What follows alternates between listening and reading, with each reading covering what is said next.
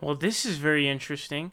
So, this is actually pretty awesome because what's really happening now is the Kamala Harris campaign and the Joe Biden campaign are pitted against each other, and they're in this brutal war, amongst one another, trying to fight each other for obviously, the presidential nomination for the Democratic Party. And so there's this really interesting article here from the Hill that breaks this down. And here I'm going to read some of this to you guys. It says Senator Kamala Harris is coming under pressure to define her policy proposals from rivals raising questions about where she stands on Medicare for all and other key issues. Allies for former Vice President Joe Biden and Bernie Sanders, both of whom are seeking to beat back a challenge from Harris' surging campaign, are calling Harris's past remarks into question, saying she has obfuscated her positions in an effort to endear herself to the liberal base.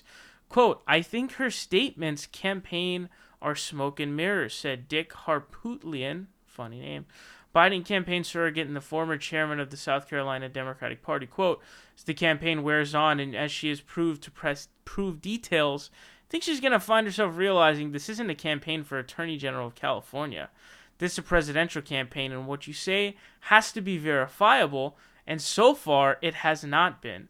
So this is what's really funny to me because as someone who's a Bernie Sanders supporter who has been basically explaining to you guys, I felt like I did a pretty good job of sort of critiquing and covering the Kamala Harris campaign as it started.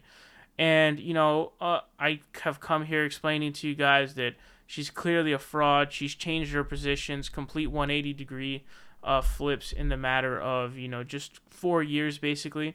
I mean, literally, guys, in 2014, she opposed legalizing marijuana. In 2014, guys, we're only in 2019. That's 5 years ago. She laughed at the idea of that, and today I think she even wrote a book about how she wants to legalize it. So, those kinds of flips are pretty insane to say the least, of course. And so, when I don't even really, when I, have the benefit of basically not even really having to do that because now the Biden campaign is pitted against the Kamala Harris campaign and they're fighting each other. And so they're kind of exposing, each other for things. I find that to be great. I mean, I don't like the term the left is eating itself or anything like that. But this is, I think, a good case in which the neoliberals are eating themselves is the great way to put it. Kamala Harris is, of course, a fraud. She's horrible, and I found this really funny and interesting.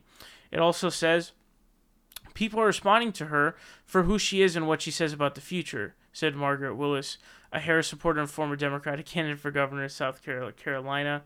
And so this I just find really interesting, of course, and it goes into talk about how Kamala Harris did that sort of attack on Joe Biden, which I thought was pretty effective, of basically bringing her own experience of being part of the school busing to integrate schools. But it turns out that her position isn't really fleshed out on that either. And so it seemed like it was more of like a political stunt than anything else, obviously. But I have to say, it's pretty enjoyable to watch. And watching Kamala Harris and the Joe Biden campaign just constantly going at each other, I find it really good because if they fight each other and really knock each other down, that obviously helps Bernie Sanders. So hopefully this sort of little fighting that the neo-libs have going down, hopefully it continues. That would be really dope. But let me know your thoughts on this down below.